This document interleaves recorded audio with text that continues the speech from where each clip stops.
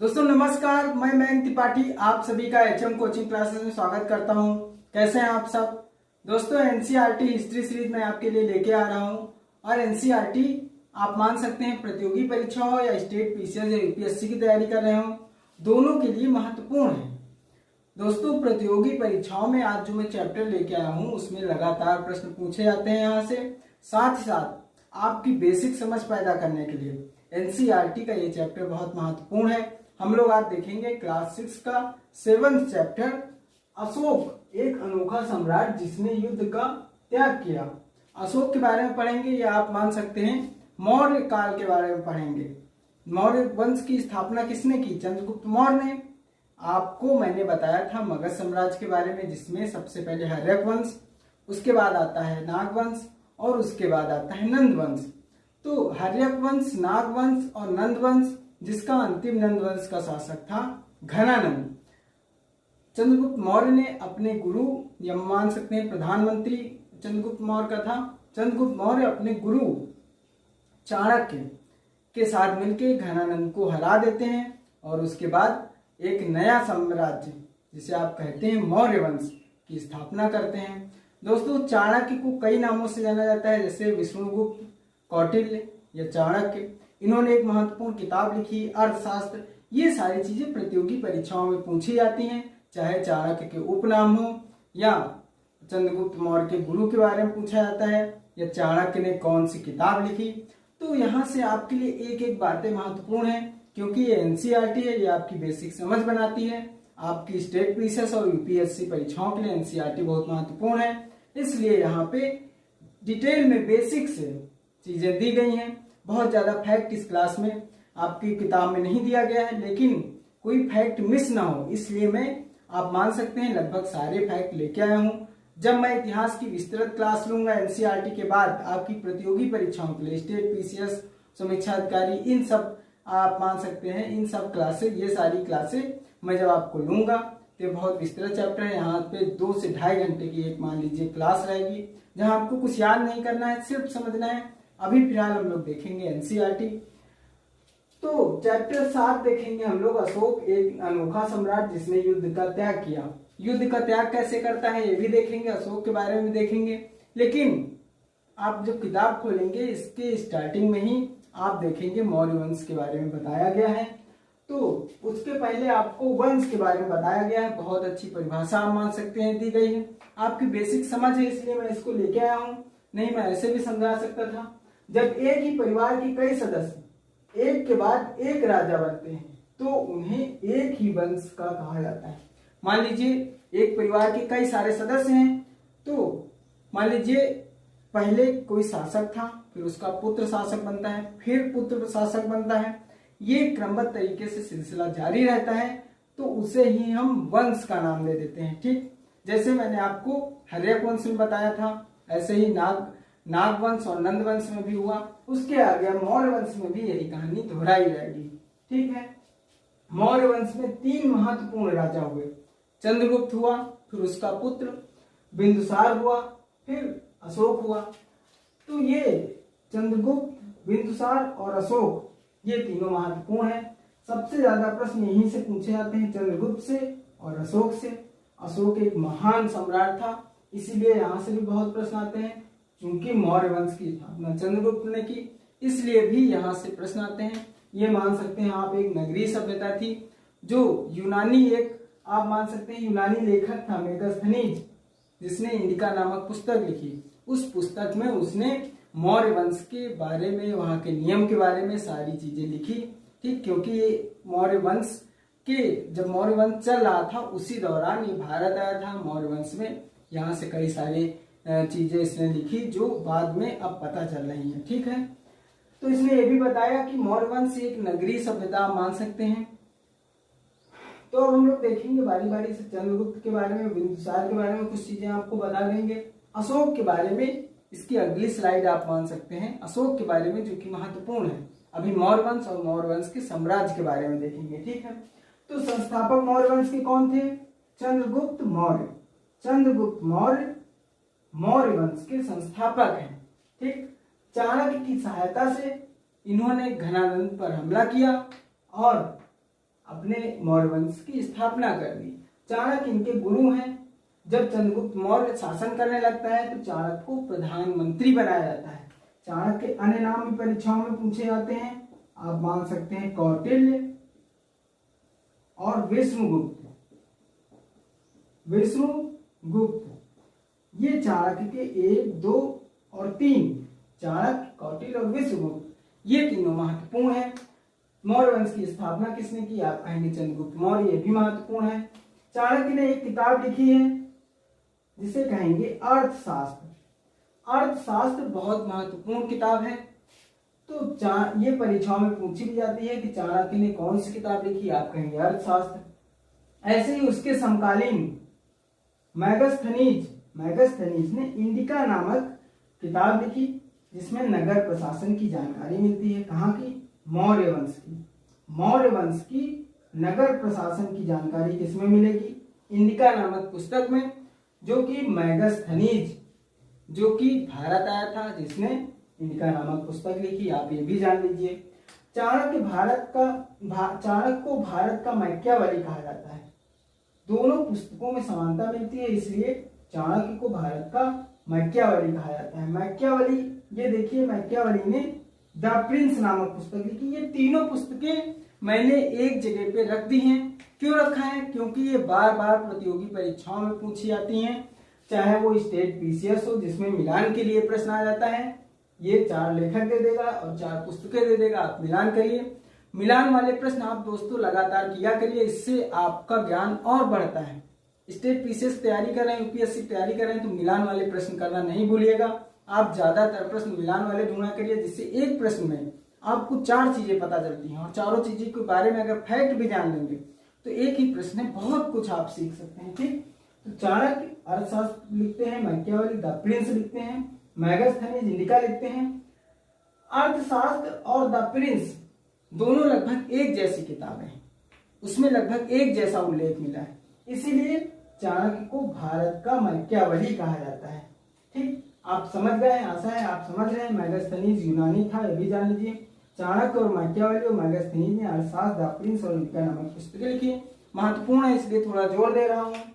अब इसके बाद बात करेंगे चंद्रगुप्त मौर्य ने कुछ महत्वपूर्ण कार्य किए हैं, उसके बारे में मैं आपको बता दूं दोस्तों। एनसीईआरटी में ये कुछ महत्वपूर्ण फैक्ट उल्लेखित नहीं है अभी, जो कि आपको अगली कक्षाओं में मिलेंगे, लेकिन आपका यहाँ पे जानना अति आवश्यक है, इसलिए मैंने इसको ले रखा है। और आप लोग कहते भी हैं कि सर एनसीईआरटी के साथ साथ कुछ महत्वपूर्ण फैक्ट भी दीजिए, इसीलिए मैं लेके आता हूँ। ठीक, तो चंद्रगुप्त मौर्य ने क्या किया?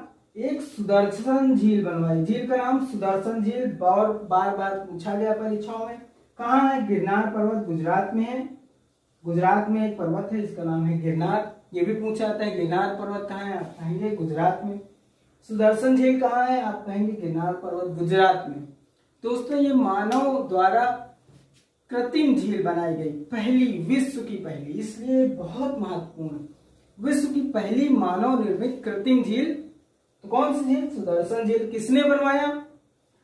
मौर्य वंश के संस्थापक चंद्रगुप्त मौर्य ने। इसके पहले जब मैं आपको इसकी पहली की क्लास बता रहा था, तब मैंने आपको बताया था कि कर्नाटक के श्रवणबेलगोला में गोमतेश्वर का प्रसिद्ध मूर्ति है। ठीक, जो भगवान गोमतेश्वर या बाहुबली की मूर्ति है, जहां पे दूध, घी, ये सारी चीजें उनके ऊपर चढ़ाई जाती हैं। 12 वर्षों में एक बार महामस्तभिषेक होता है। ठीक, तो ये सारी चीजें मैंने पिछली क्लास में बताई। अगर आपको देखना है तो देख लीजिए जाके। राज्यसभा टीवी वगैरह में जब आप देखते हैं और बीच में एडवर्टाइज आता है, तो बीच बीच में उसका भी आपको ज्ञान वाली चीजें राज्यसभा टीवी में आती हैं, आप जरूर देखा करिए। तो उसमें दूध, दही, ये सारी चीजें डालते हैं, तो वो सारा आपका नॉलेज राज्यसभा टीवी में मिलता है। आप यूट्यूब में भी सर्च कर सकते हैं, गूगल में भी सर्च कर सकते हैं। गोमतेश्वर या बाहुबली आपको मूर्ति लिखना है। ठीक, ये श्रवणबेलगोला लिख देंगे, वहां भी फैक्ट मिल जाएगा। तो अब हम आते हैं अपने टॉपिक पर, जैन धर्म। चंद्रगुप्त मौर्य ने जैन धर्म को अपना लिया। पहली बार प्रश्न आता है, चंद्रगुप्त मौर्य किस धर्म का अनुयायी था? आप कहेंगे जैन धर्म। इसने कर्नाटक के श्रवणबेलगोला जाकर वहां पे लंबा उपवास रखा, जिसके बाद अपने प्राण उसने त्याग दिए। सोचिए, एक राजा है, सम्राट है, राजा है, एक वंश की स्थापना करता है, इतने बड़े वंश की, और उसके बाद जैन धर्म अपनाता है और अपने प्राण त्याग देता है लंबे उपवास के बाद। तो कहाँ पे मृत्यु होती है? श्रवणबेलगोला में। आपको ये बात पता होनी चाहिए, प्रश्न पूछा जाता है। तो जैन आपका ये चंद्रगुप्त मौर्य से संबंधित महत्वपूर्ण फैक्ट जो था वो खत्म हुआ। अब हम लोग देखेंगे, मैं आपको बता दूं मौर्य वंश के बारे में कुछ महत्वपूर्ण चीजें जो एनसीईआरटी में दी गई हैं। चलिए वो देख लेते हैं। साम्राज्य में बहुत से नगर थे। मौर्य वंश का जो साम्राज्य था उसके बारे में देखेंगे हम लोग, ठीक। तो साम्राज्य में बहुत से नगर थे, राजधानी इसकी थी पाटलिपुत्र। मौर्य वंश की राजधानी का क्या थी? पाटलिपुत्र, आधुनिक पटना इसे आप पाएंगे, ठीक। यहाँ पे कई सारे नगर थे, जैसे पाटलिपुत्र नगर हो गया, उज्जैन हो गया, तक्षशिला हो गया।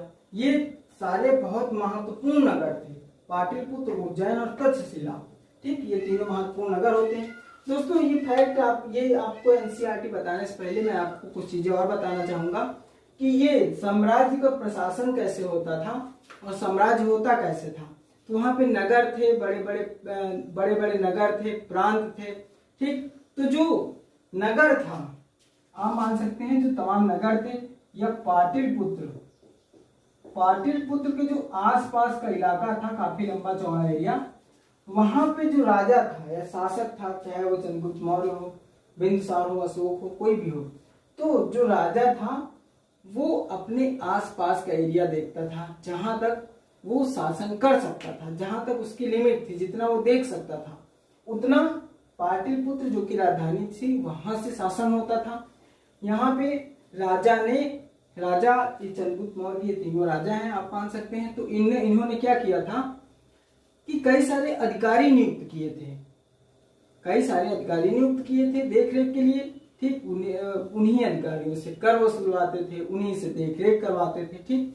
तो पाटलिपुत्र का एक बहुत बड़ा एरिया आप मान सकते हैं, बिहार का एरिया, उत्तर प्रदेश का कुछ एरिया, ठीक। तो ये सारे एरिया, झारखंड, रांची, ये सारे एरिया पाटलिपुत्र से शासित होते थे, ठीक। उसके अलावा दो महत्वपूर्ण और नगर थे, एक था उज्जैन, एक था तक्षशिला। मैंने आपको किसी क्लास में बताया है कि गंधार की राजधानी, महाजनपद वाले चैप्टर में मैंने आपको बताया कि गंधार की राजधानी क्या होती थी? तक्षशिला। तो यही तक्षशिला मैप में मैंने आपको बताया था तक्षशिला कहाँ है। अगर आपको अभी नहीं पता है तो वो वाली क्लास देख सकते हैं। तो ये तक्षशिला यानी कि भारत का उत्तर पश्चिमी भाग, वहां से शासन होता था, ठीक। और उज्जैन से भी शासन होता था। तो ये प्रांत माने गए हैं। पाटलिपुत्र के अलावा कुछ बड़े बड़े प्रांत थे, ठीक। तो ये लोग क्या करते थे? राजा अपने गवर्नर्स भेजते थे, गवर्नर या राजदूत आप मान सकते हैं। कुछ राजकुमार थे, ठीक, कुछ राजकुमार नियुक्त करके ये लोग भेजते थे पाटलिपुत्र के अलावा उज्जैन और तक्षशिला में, जहां से उनका शासन होता था। दोस्तों मौर्य वंश बहुत ही ज्यादा विस्तृत क्षेत्र में फैला हुआ था। आप मान सकते हैं कि आप भारत का केरल एरिया छोड़ दीजिए और भारत का उत्तर पूर्वी क्षेत्र का कुछ हिस्सा छोड़ दीजिए, बाकी ये सोचिए कि ये भारत में तो शासन था ही इसका पूरा मौर्य वंश का। इसके साथ अफगानिस्तान और ईरान में भी मौर्य वंश का शासन था, इसीलिए बहुत बड़ा क्षेत्र था।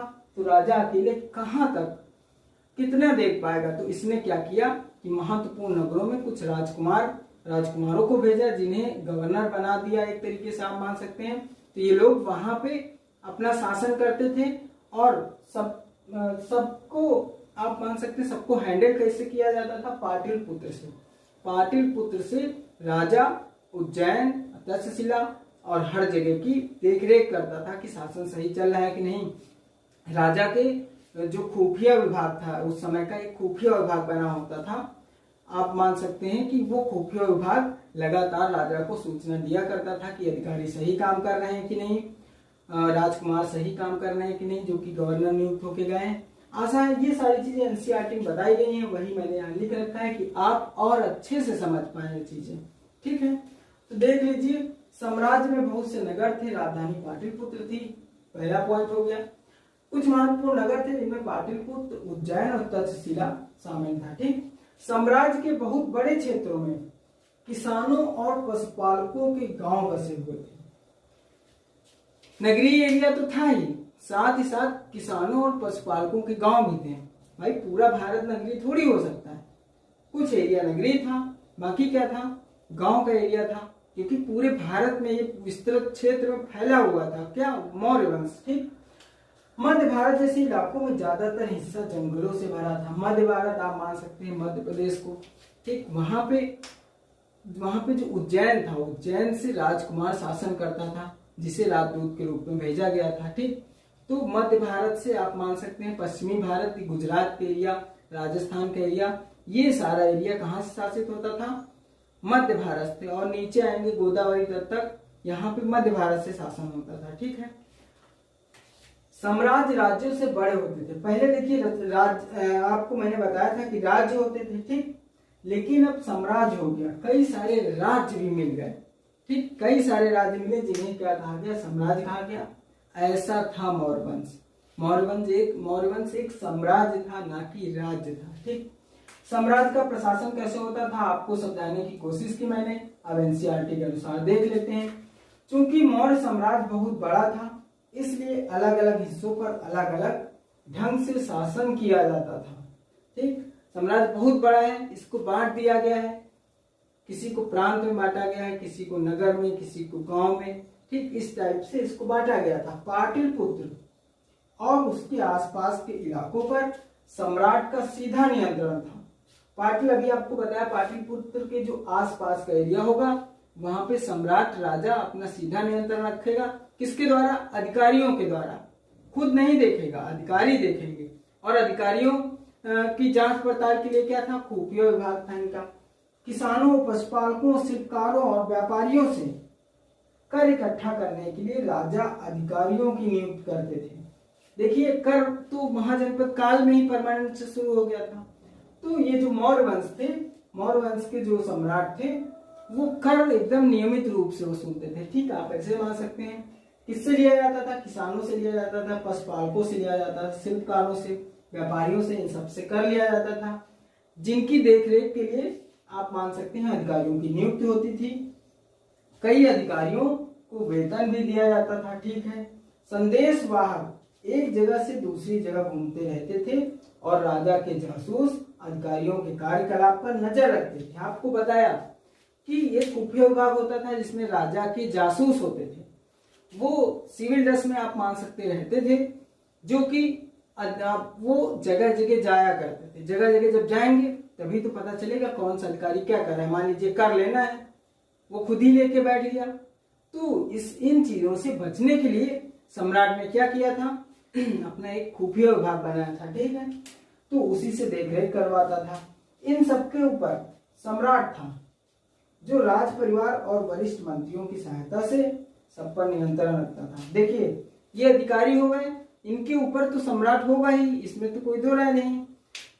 सम्राट अपने जो राज परिवार है उसके जो सदस्य होंगे, जो मंत्री होंगे, विश्वास पात्र जो मंत्री होंगे, उनके जरिए शासन चलाता था। ठीक है, सब पे नियंत्रण रखवाता था।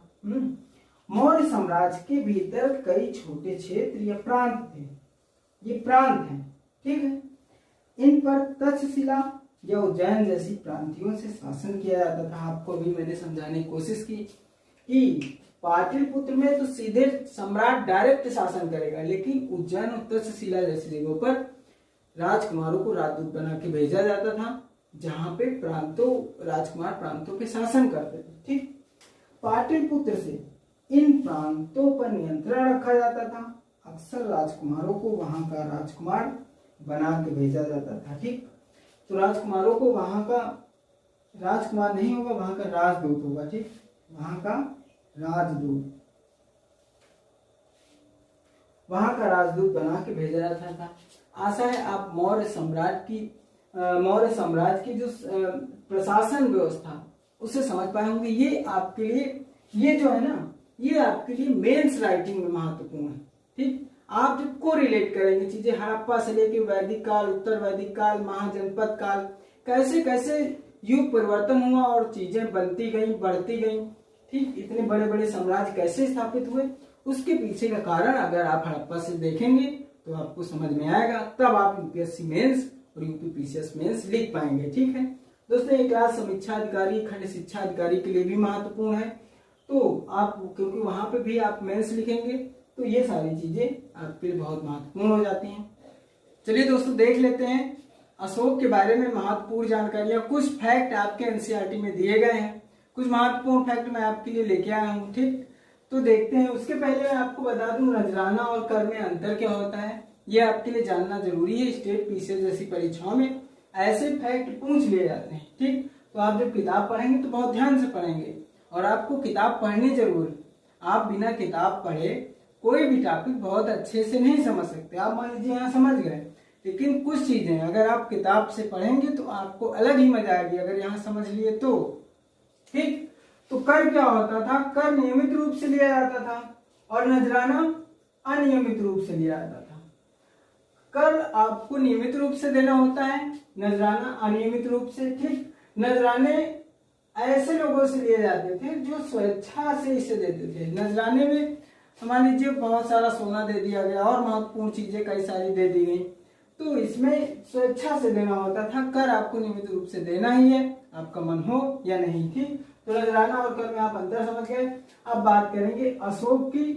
अशोक एक अनोखा सम्राट क्यों कहा जाता है, आप अशोक के बारे में जब जानेंगे तो ये कारण भी समझ में आएगा। इस चैप्टर का जो नाम है वो ऐसे क्यों रखा गया, चैप्टर का नाम, वो भी आप अशोक के बारे में पढ़ेंगे तो जान लेंगे। अशोक मौर्य वंश का सबसे शक्तिशाली शासक था। आपको बताया मैंने कि मौर्य वंश की स्थापना किसने की, चंद्रगुप्त मौर्य ने। और उसके बाद अशोक मौर्य वंश का सबसे शक्तिशाली शासक बनता है। ठीक, इसका राज्याभिषेक 2 बार होता है, पहली बार होगा और उसके बाद फिर होगा। कहते हैं कि अपने 99 भाइयों की हत्या करके इसने दोबारा राज्याभिषेक किया था। तो आप समझ सकते हैं कितने भाई था, जिसमें अकेला बहुत महान सम्राट शासक था। ठीक, इसने 14 शिलालेख लिखे। ये 14 देख रहे हैं, 14 शिलालेख लिखे, जिसमें धर्म सिद्धांत या अशोक का धम्म सिद्धांत, धर्म या धम्म एक ही बात है। संस्कृत की जो प्राकृत भाषा है उसमें आप कहेंगे धर्म और क्या कहेंगे, ऐसे क्या कहेंगे, धम्म कहेंगे। ठीक, तो 14 शिलालेख। परीक्षाओं में एक प्रश्न बार बार पूछे जाते हैं कि अशोक का राज्याभिषेक कितने बार हुआ, आप कहेंगे 2 बार। ये महत्वपूर्ण फैक्ट है, एक एक पॉइंट महत्वपूर्ण है, आप ये मान के चलिए। राज्याभिषेक 2 बार होता है, 14 शिलालेख होते हैं जिनमें धर्म सिद्धांत या धम्म सिद्धांत होते हैं। 13वें शिलालेख में बहुत महत्वपूर्ण प्रश्न, 13वें शिलालेख में कलिंग का युद्ध होता है। किससे, नंदराज से। उड़ीसा का आप मान सकते हैं पहले का नाम क्या है, कलिंग है। कलिंग के राजा कौन थे, नंदराज, जिससे अशोक का युद्ध हुआ। युद्ध में कम से कम 1 लाख लोग मारे गए। आप समझ सकते हैं 1 लाख लोग कितने ज्यादा होते हैं। 10-20 लोग मर जाते हैं तो यहाँ पे आप लोग देख नहीं पाते हैं वो दृश्य, और 1 लाख लोग मार दिए जाए तो आप सोचिए। तो कलिंग का युद्ध हुआ, बहुत महत्वपूर्ण है। 13वें शिलालेख में इसका उल्लेख मिलता है। कलिंग के राजा कौन थे, नंदराज, जिससे अशोक ने युद्ध किया और 1 लाख सैनिक और लोग, परिवार, मित्र, सब लोग मारे गए, 1 लाख लोग। और उससे अशोक बहुत परेशान हो गया। अशोक इतना ज्यादा परेशान हो गया कि उसने कभी युद्ध न करने की कसम खा ली। ठीक, इसके बारे में अभी और बताएंगे। कलिंग युद्ध के बारे में महत्वपूर्ण फैक्ट है कि कलिंग युद्ध अशोक के किस शिलालेख मिला है, आप कहेंगे 13वें शिलालेख में। ठीक, कलिंग युद्ध अशोक ने किसके साथ किया, आप कहेंगे नंदराज के साथ। ये महत्वपूर्ण फैक्ट है, इसलिए मैं इनमें जोर देता हूं। अशोक किस धर्म का अनुयायी था, आप कहेंगे बौद्ध धर्म। इसके पहले चंद्रगुप्त मौर्य किस धर्म का अनुयायी था, आप कहेंगे जैन धर्म। श्रवण बेलगोला गया था, उपवास किया था, अपने प्राण त्याग दिए। ठीक, बौद्ध धर्म का अनुयायी कौन होगा, अशोक होगा। आप ऐसे चीजें को रिलेट किया करिए, मौर्य वंश ही चल रहा है। ठीक, महेंद्र और संघमित्रा, इसके पुत्र का नाम महेंद्र, अशोक के पुत्र का नाम क्या है, महेंद्र। और संघमित्रा इसकी पुत्री का नाम। प्रश्न ऐसा भी आ सकता है कि अशोक के पुत्र का नाम महेंद्र, पुत्री का नाम संघमित्रा। इसने इनको श्रीलंका भेज दिया, किस लिए, बौद्ध धर्म का प्रचार करने के लिए या अपने धर्म का प्रचार करने के लिए। कलिंग युद्ध होता है, ये बहुत गिल्टी फील करने लगता है, उससे ये सोचता है कि हम इसका पछतावा कैसे करें। ठीक, तो फिर ये बौद्ध धर्म का प्रचार करता है, अपने धर्म का प्रचार करता है, जिसमें ये होता है कि हमें लड़ाई झगड़ा नहीं करना चाहिए, बच के रहना चाहिए। लड़ाई झगड़े से मतलब ये जितनी लड़ाई लड़ा था उससे ज्यादा ये पछतावा कर रहा है, लोगों को सीख दे रहा है कि लड़ाई मत लड़ो, किसी भी प्रकार से लड़ाई नहीं लड़नी, यही इसके धर्म में है, ये धर्म है ना, इसमें यही बातें हैं। ठीक, तो अपनी बेटी और बेटे को महेंद्र और संघमित्रा कहाँ भेजता है? श्रीलंका। तो ये प्रश्न बहुत महत्वपूर्ण है, परीक्षाओं में कई बार पूछा जा चुका है कि अशोक ने किसको श्रीलंका अपने धर्म के प्रचार के लिए भेजा? तो आप कहेंगे महेंद्र और संघमित्रा को। ठीक है, अशोक ने 3 महत्वपूर्ण स्थल बनवाए। ठीक, पहला मध्य प्रदेश में सांची स्तूप बनवाया। परीक्षाओं में बहुत बार प्रश्न पूछा गया, आप मध्य प्रदेश का कोई परीक्षा दे रहे हो या आप ऑल इंडिया कंपटीशन कोई भी दे रहे हो, स्टेट पीसीएस दे रहे हो, कोई भी एग्जाम दे रहे हो, ये जरूर पूछा गया है सांची स्तूप कहाँ है? आप कहेंगे मध्य प्रदेश। दूसरा प्रश्न, सांची स्तूप का निर्माण किसने कराया? आप कहेंगे अशोक ने। सांची स्तूप का निर्माण किस काल में हुआ? आप कहेंगे मौर्य वंश में, मौर्य काल में। ठीक, सारनाथ में है अशोक स्तंभ, भारत का राज चिन्ह। प्रश्न यहाँ से कई प्रकार के आते हैं। पहला तो यही आएगा कि सारनाथ है कहाँ? पिछली कक्षा याद करिए, पिछली क्लास में मैंने आपको सारनाथ के स्तूप के बारे में बताया था। आज हम लोग सारनाथ के अशोक स्तंभ के बारे में देखेंगे। दोस्तों, सारनाथ बहुत ही महत्वपूर्ण ऐतिहासिक स्थल है, यहाँ से लगातार प्रश्न पूछे जाते हैं। उत्तर प्रदेश की आप कोई भी परीक्षा दे रहे हो, लगातार यहाँ से प्रश्न पूछे जाते हैं। तो वाराणसी में एक जगह है सारनाथ। ठीक है, वहां पे है अशोक स्तंभ। दोस्तों, अशोक स्तंभ भारत का राज चिन्ह है, आप मान सकते हैं।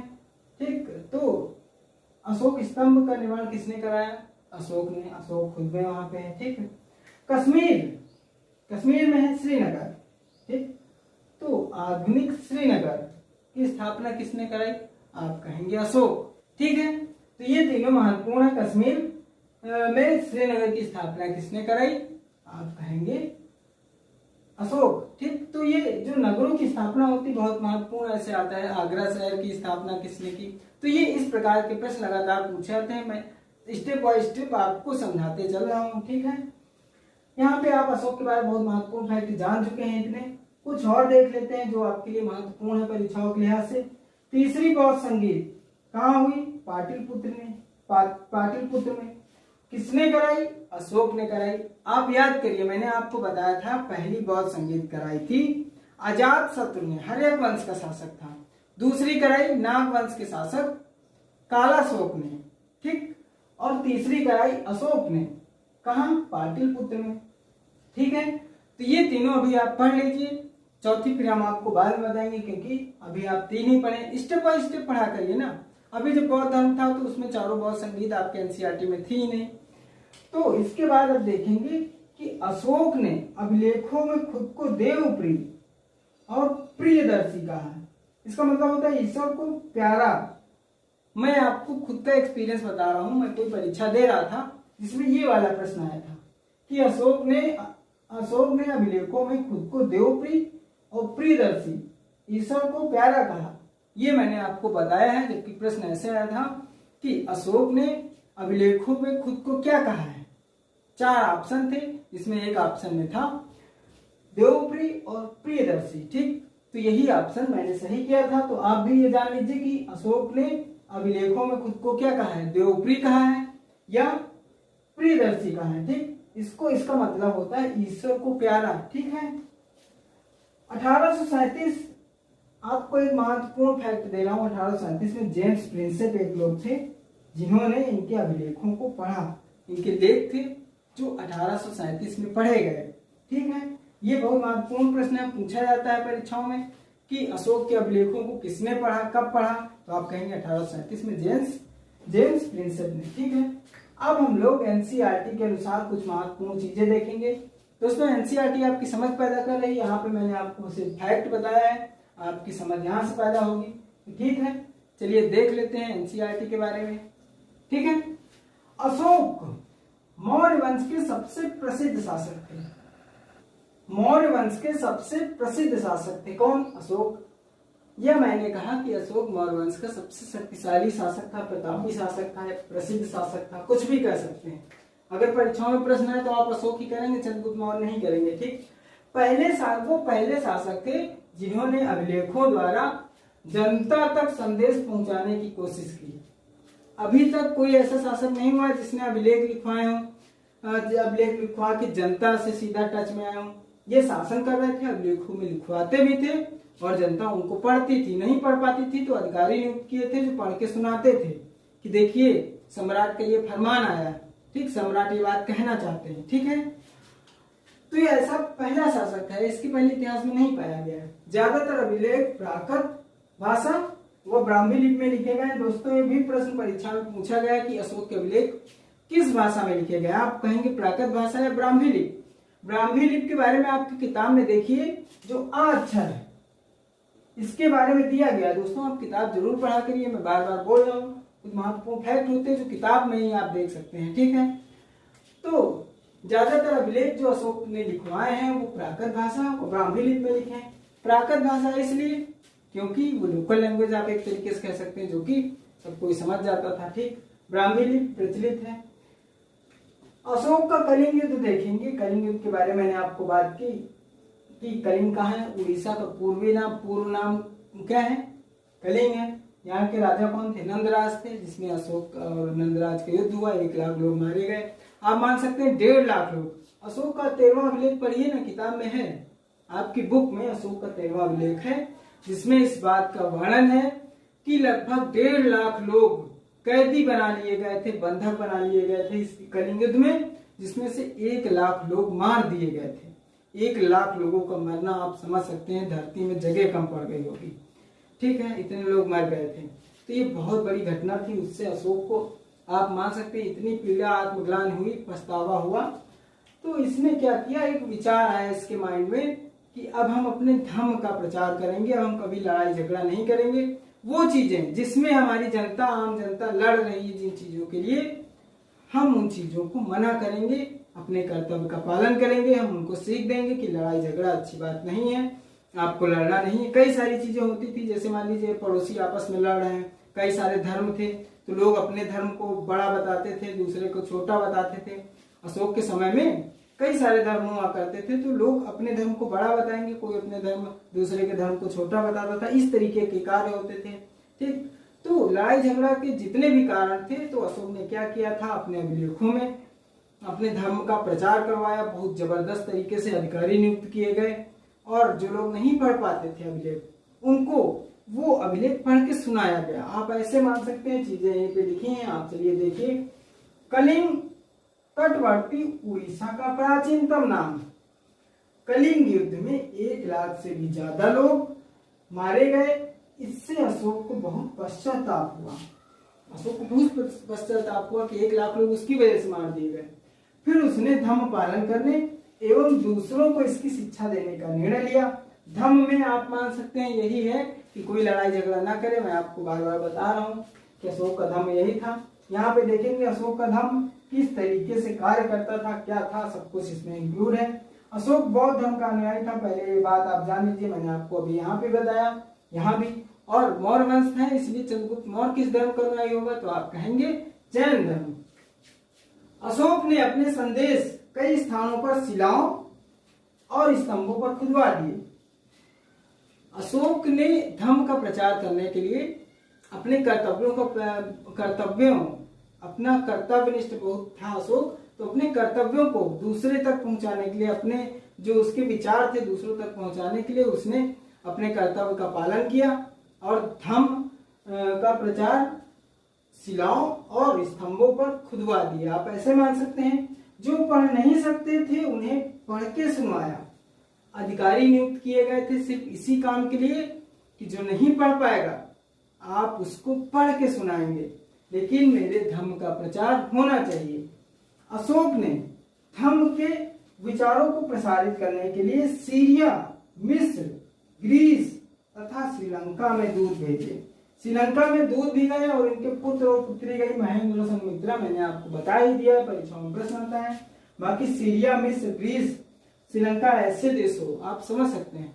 जो मौर्य साम्राज्य था, मैंने आपको स्टार्टिंग में बताया कि ईरान, अफगानिस्तान, भूटान, यहाँ पे हर जगह इसका प्रचार किया गया, ठीक। मौर्य साम्राज्य तो ईरान और अफगानिस्तान तक तो था ही, लेकिन नेपाल, भूटान, यहाँ पे भी मौर्य धर्म का बहुत ज्यादा आप मान सकते हैं कि बौद्ध धर्म का बहुत ज्यादा वर्चस्व है। क्यों है?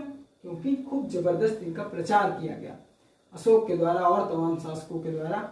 ठीक है, जो बौद्ध धर्म का अनुयायी होता था वही प्रचार करता था। इसीलिए आप देखेंगे, आपको प्राउड फील हो सकता है कि जापान जैसे देश में भी बौद्ध भिक्षु हैं, बौद्ध धर्म वहां पे मानने वाले हैं। दुनिया के कई सारे देशों में बौद्ध धर्म बहुत प्रचलित है। ठीक, भारत से निकला पूरे विश्व में फैल रहा है बौद्ध धर्म। तो आप ऐसे मान सकते हैं बौद्ध धर्म के बारे में। इनके कर्तव्य की बात करेंगे हम लोग। अशोक के कर्तव्य क्या थे, ये महत्वपूर्ण है, तभी तो इसके माइंड में ये सारी चीजें आई। चलिए देखते हैं। साम्राज्य में लोग अलग अलग धर्मों को मानते थे, अलग अलग धर्मों को मानते थे लोग। इससे टकराव पैदा हो जाता था। टकराव ये होता था कि भाई, ये मैंने आपको बताया कि कोई अपना धर्म बड़ा कह रहा है, उसी से कह रहा है तुम्हारा धर्म सही नहीं है, तो इसमें टकराव होता था, लड़ाई झगड़ा हो जाता था। तो लड़ाई झगड़ा ना हो, इसीलिए तो अशोक अपने धर्म का प्रचार करा रहा था, क्योंकि वो एक बार लड़ाई करके भुगत चुका था, यानी कि उसको आत्मग्लानि हुई थी। जानवरों की बलि चढ़ाई जाती थी, अब जानवरों की बलि चढ़ाई जा रही है, अशोक को पसंद नहीं आ रहा है। क्यों? इसमें भी खून खराबा, जब कलिंग का युद्ध हुआ था उसमें भी खून खराबा हुआ, यहाँ भी जानवरों को बलि चढ़ाई जा रही। उसको इन चीजों से नफरत टाइप का हो गई थी। जब कलिंग का युद्ध हुआ उसके बाद से उसने कसम खा ली, सोच लिया कि आज के बाद लड़ाई झगड़ा खून खराबा नहीं करेंगे, अपने अभिलेख में लिखवाऊंगा जिससे उसके बच्चे और नाती पोता कभी ऐसा ना करें। ठीक, आप देख सकते हैं अभिलेख में लिखा है, मैं वही बोल रहा हूँ और कुछ नहीं बोल रहा हूँ। एनसीईआरटी बुक उठाइए। दासों और नौकरों के साथ क्रूर व्यवहार होता था। भाई, दासों और नौकर जो थे उनके साथ लोग सही व्यवहार नहीं करते थे, जिसके लिए अशोक को लग रहा था कि बहुत गलत होता है। अशोक का माइंड एकदम मान के चलिए कलिंग के युद्ध के बाद बदल ही गया था। ठीक है, परिवार व पड़ोसियों में झगड़े भी होते थे, फिर झगड़ा हो रहा है। अशोक ने यह महसूस किया, अब देखिए गौर से, अशोक ने महसूस किया कि इन समस्याओं का निदान उनका कर्तव्य है। ये सारी समस्याएं अशोक के कर्तव्य मात्र से ही खत्म हो सकती हैं। इसके लिए उन्होंने धम्म महामात्र, ये प्रश्न परीक्षा में पूछा गया स्टेट पीसीएस में, इसके लिए उन्होंने धम्म महामात्र के अधिकारियों की नियुक्ति की। वे अधिकारी जो धर्म का प्रचार करते थे, धर्म यानी कि धम्म का प्रचार करते थे और लोगों को पढ़ के सुनाते थे, उन्हें कहते थे धम्म महामात्र। ये प्रश्न आपके लिए बहुत महत्वपूर्ण है, आप इसको अलग से नोट करेंगे। ठीक है, अधिकारियों की नियुक्ति की जो जगह जगह जाकर शिक्षा देते थे और लोगों को बताते थे अशोक के धर्म के बारे में। उन्होंने सड़कें बनवाई, अशोक ने सड़कें बनवाई, अपनी प्रजा के लिए बहुत कार्य किया। उसके बाद कुएं खुदवाए, ठीक, विश्राम गृह बनवाए, सड़कें खुदवाई जिससे लोग आसानी के साथ जा सकें, कुएं खुदवाए समय से पानी मिल सके, विश्राम गृह बनवाया कि रह सके, थकने के बाद रह सके। ठीक, मनुष्यों और जानवरों की चिकित्सा व्यवस्था भी की गई। कोई बीमार पड़ता है, किसी को चोट लग जाती है, तो उसकी चिकित्सा व्यवस्था अशोक ने की। तो अशोक बहुत ही महान सम्राट था, इसका बहुत बड़ा साम्राज्य था। तो कलिंग युद्ध के बाद एक नई कहानी बन जाती है, आप ऐसे मान सकते हैं।